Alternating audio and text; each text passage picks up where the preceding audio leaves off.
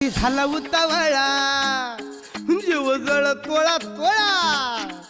गडी झाला उतावळा जीव जळ तोळा तोळा म्हणे आता मला सोसवत नाही तिचा धरू जाता हात केला अंधारानं घात गेला धाडकन खाट्याच्या खाली